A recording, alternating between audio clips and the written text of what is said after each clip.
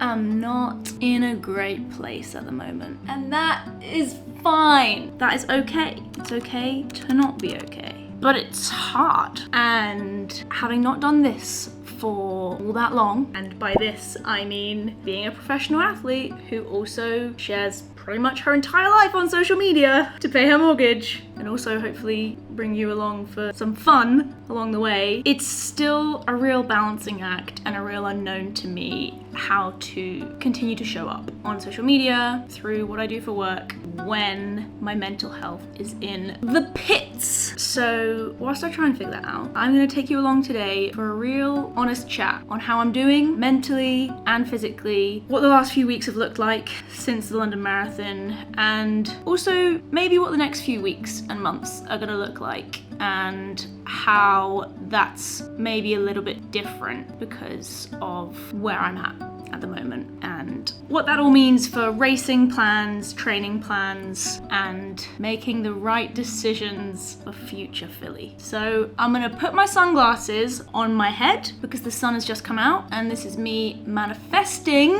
the sun staying out. Please and thank you. I got absolutely dumped on in my morning run this morning.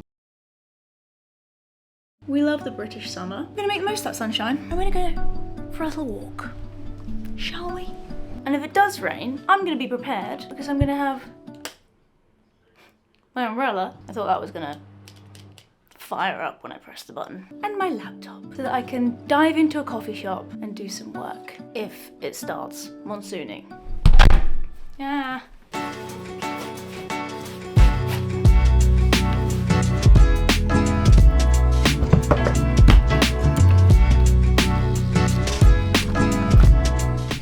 So far so good, but I'm not gonna lie, it's not looking promising looking at the colour of the sky. But that's okay. If I get a 15 or 20 minute walk in before the heavens open again, that will be a real joy of my day, as is talking to you. And maybe that's a good place to start, finding the joy. The joy in life. Is that, or is that not, the literal meaning of life? Just find the joy. I think what I've realised the last few weeks is, whilst that is really simple and I fully wholeheartedly agree with it, it's easier said than done, and life gets in the way of that, and we also get in our own way sometimes.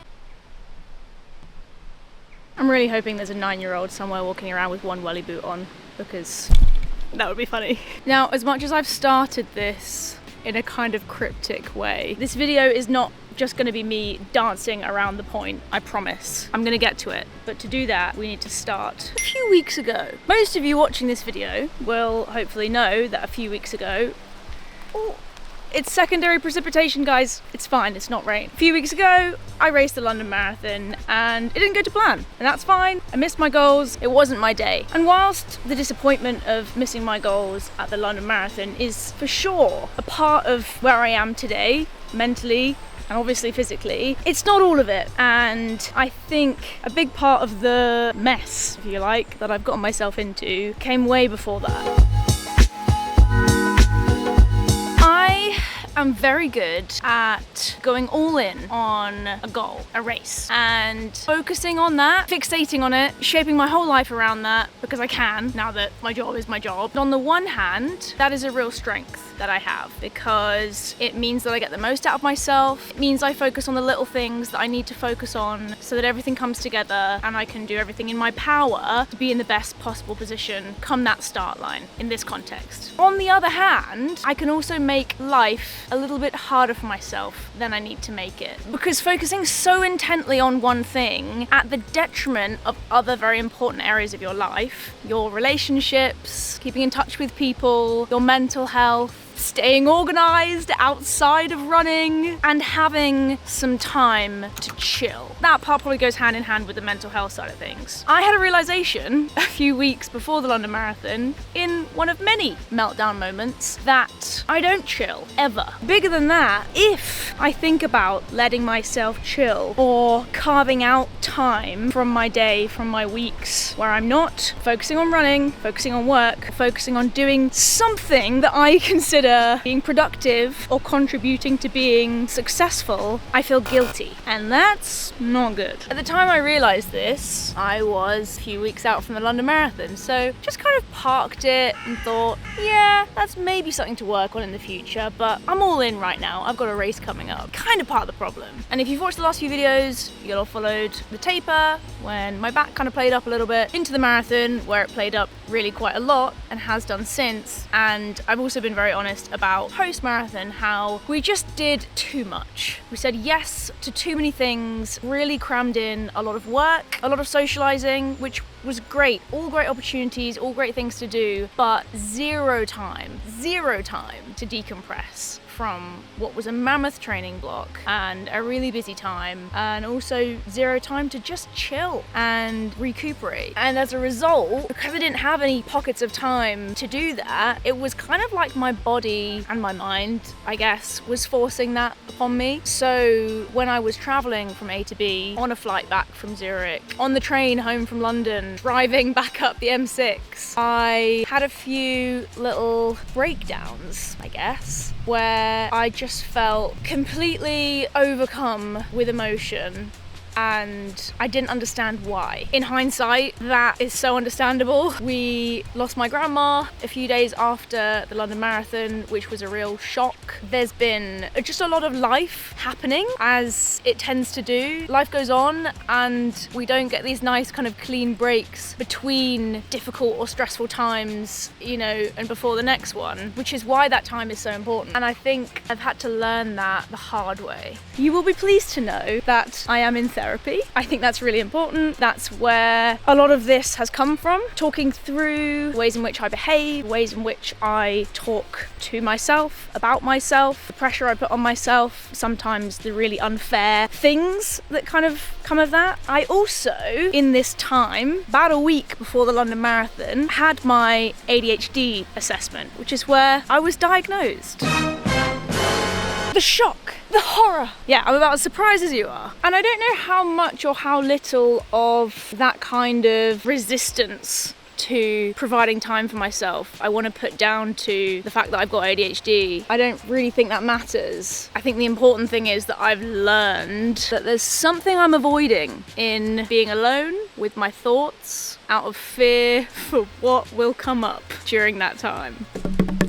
And I've probably made that worse by not providing that time for myself for such a long time. Even more so since we've been doing this. Social media being our jobs, us being in charge of our schedules. Whilst I'm absolutely chaotic with that and cannot follow a plan or a calendar whatsoever, I've kind of made sure that there's been none of those windows for alone time, me time, taking care of myself time. That is not something I want to promote because I know it's bad for you. So, step number one, Phily Bowden, I'm gonna start doing a bit less. By doing that, making sure I carve out some time to just be and process what I need to process and have a healthier, happier brain and internal monologue as a result of it. And that absolutely should be enough in and of itself, but the mind and the body are also intrinsically linked. So if for now, to convince myself that I really need to do this, I can also say, if you want to be getting the most out of yourself physically,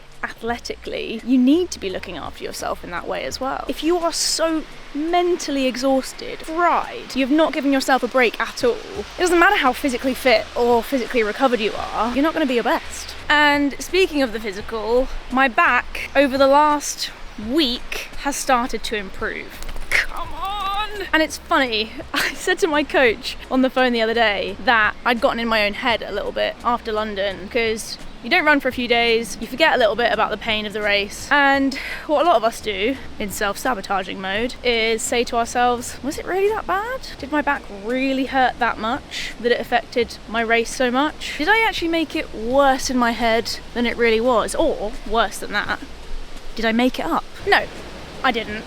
That became very evident upon starting back running after the London Marathon when, shock horror, after taking a few days off running, my back still really hurt. Thankfully, I got in with my physio just over a week ago and he has provided his wizardry answers to me once again. And we figured out that something during the block, with around 3 to 5 weeks to go, which is when this cropped up, something pissed off my lower back. And as a result, the tissues and structures and muscles around my lower back have gone, there's pain here, we don't like that. We are just gonna switch off and stop working. So what he thinks has been happening is in those long training sessions, the long runs, in the marathon, and then as I've gotten back into training, especially when I pick up the pace or try to run downhill, when I've gone into extension and had a more exaggerated anterior pelvic tilt, as you do when you open up your stride, I've been doing that without the control of all of those muscles and structures, which has meant that it's gotten very sore and very tight and just gone, we don't want to do this. It's happened. British summer has arrived, but I've got my umbrella, so I don't care. Although I also have my laptop with me, so if it gets much heavier, I'm gonna have to make a run for it. So mental side of things, working on it. Trying to be kind to myself, talking to the right people, and trying to implement some change, which I understand is not gonna be an overnight thing. Physical side of things, on the up. Hopefully my new gym routine is gonna help with that too, which I'm gonna break down for you in next week's video, so stick around for that. But that doesn't mean that I'm about to throw myself into a full-on racing schedule. This rain is getting heavier! And that's because I just want to learn from my mistakes in the past. I'm constantly chasing the next thing, the next race, the next thing to focus on. And I think just letting things sit for a little bit longer this time around, I'm kind of forcing myself not to put any firm races on the plan just yet. There were some things that I'd hastily entered myself into after the London Marathon, but I'm going to try and stay true to what I always say around here, which is loving the grind, but that also means loving the process of training when there's not a race right around the corner. I'm not saying I won't do any track races, because I might, but my top priorities are getting myself into a good place, mentally and physically, to be able to start the next marathon block, which will be this year. And if I can do that and race soon, great. But if not, that is also fine. And it's stopped raining. A metaphor. I'm trying to be as accepting of myself as I can. And that feels like a healthy thing to do. And you know what? Talking about it on the internet, sharing it in a video for all of you guys, weirdly kind of helps as well. Thanks for being a real one, for listening, for being here, for being subscribed, and for loving the grind. That's what I'm doing. We love the grind!